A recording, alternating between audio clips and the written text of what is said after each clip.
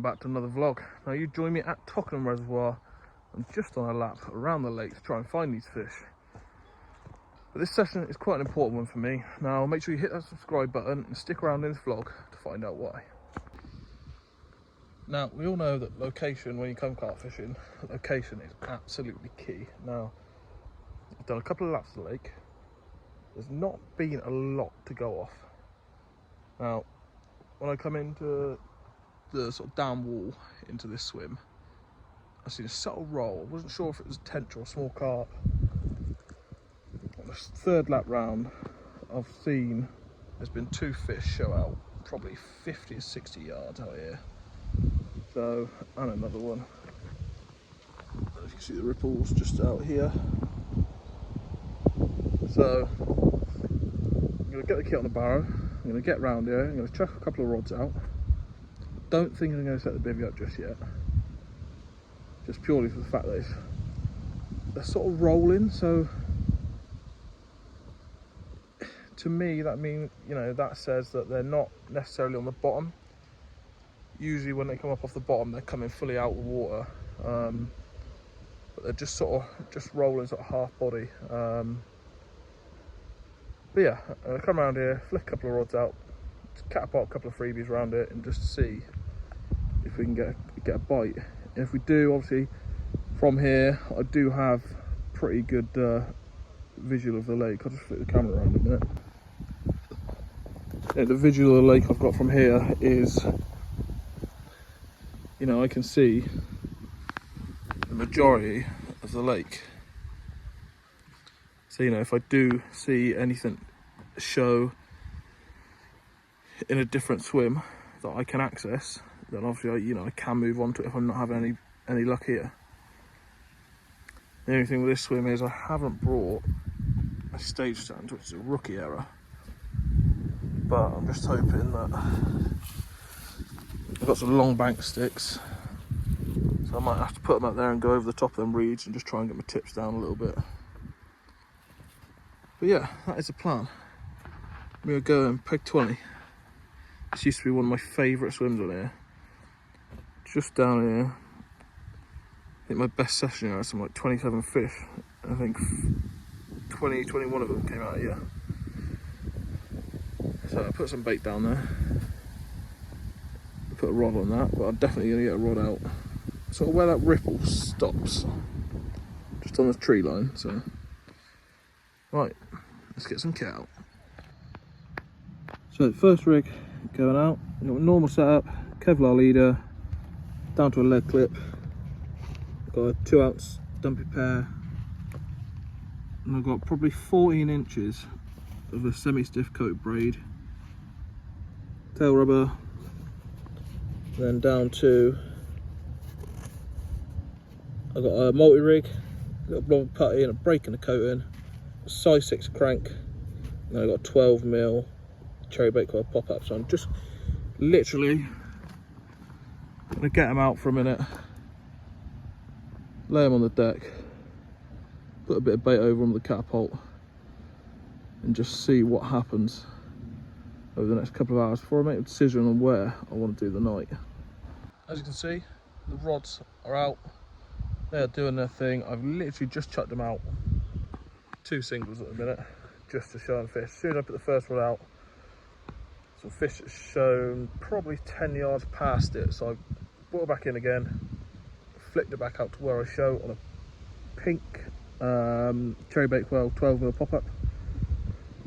And on my second rod, I've gone with I've got a Ronnie rig on there with a stiff fluoro boom, and I've got 12mm white chocolate pop-up on there. Now I've just chucked them out as singles, like I said, just at showing fish. Now hopefully you can hear me, the wind is hacking in my face. Yeah, the rods are out probably 60, 70 yards, something like that. They're out there, they're just on the deck now. I'm not sure that I'm going to stay here the night. But it's just going to be a case of, you know, seeing where the fish show. Yeah, there hasn't been anything for about 20 minutes now, so, you know, they could be moving through. They could just be in the upper layers. I have got some adjustable zigs with me, but conditions tell me that they would be, well, everything bar the pressure tells me they would be getting on the feed, especially with it being the time of year that it is. But hopefully one of them clutches will start ticking away. But for a minute, I'm just going to put the rest of the gear back on the barrow because it is a bit of a state. And yeah, just sit and watch the water. After fishing this place for 10 to 12 years, it was finally time to say goodbye. After many amazing memories and many amazing fish, it was finally time to say goodbye to this venue. You can't fish the same place all the time, right? I've met so many nice people and shared so many nice memories, but this place really does mean a lot. But it's time to move on to pastures new and get to some of the venues around the country to bring the videos to you guys. And not only that, for myself, to get out at the same lake and fish so many different venues and make more memories and meet so many more people. So thank you for watching all my videos at this place, and I hope you look forward to the new ones that are coming. Well, little update. I've moved into the swim to my left now, just purely for the fact that the fish that was showing in front of me in the peg next door was slightly to the left, and there was a gentleman in it this morning, so he's now left. I've come into this swim and I've just had a little cast around in about 12 3/4 wraps. It's a nice hard depression in the silt, so I put the marker float out there, pop the float up to the surface, cast a spod rod to the marker float to make sure I'm accurate, because it's about 19 foot of water I'm fishing in. And I'm going to put probably maybe 10 spoms of boilie out there.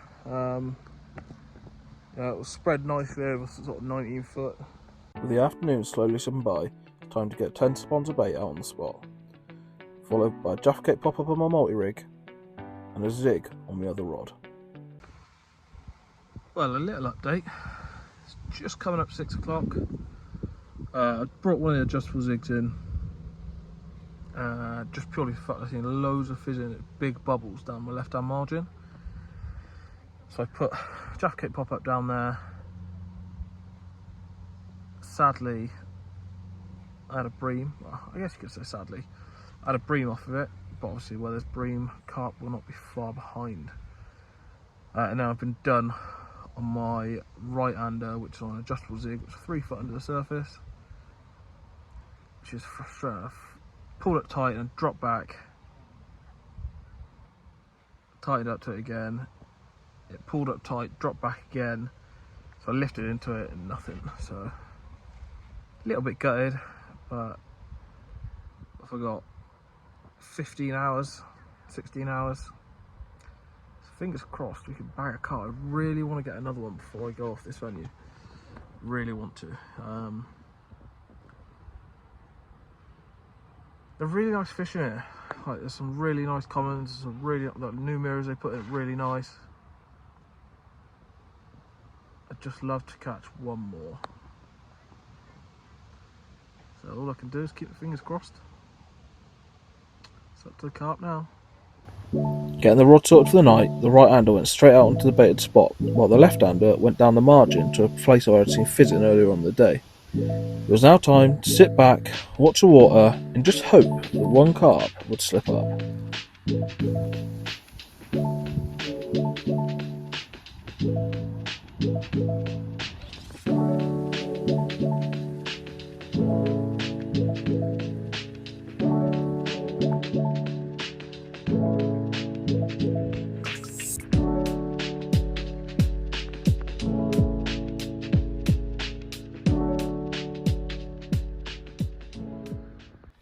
Being awake most of the night due to a large amount of activity in the area, I was really surprised to wake up to not even a liner. I just knew that I had to do something to give me the best chance to land a fish on my last session. So, I've changed, I brought both rods in, I've put my right hander back out on the baited spot. I've got a, what's it, banana Scopex pop up out there. a white one. And on my left rod, I put some bait down my left hand margin yesterday. So that's where I had the bream from. So I've put a trimmed down marine haze pop up down there, excuse me. Ugh. Yeah, down there, and a little bit more free bait over the top of that. I'm really surprised it didn't happen last night, I really am. I've been awake most of the night because they were showing like all over, and it wasn't just small shows, like they were absolutely crashing. Like it was a proper like badoosh all the time, like.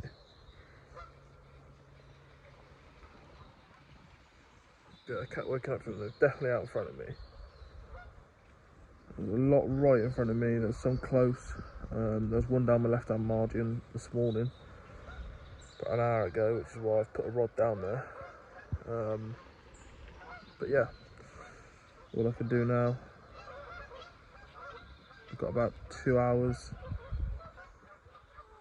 Unfortunately, on and off rain, so gear is soaking. Put my barra bag down. No one likes packing away wet gear. But just look at it.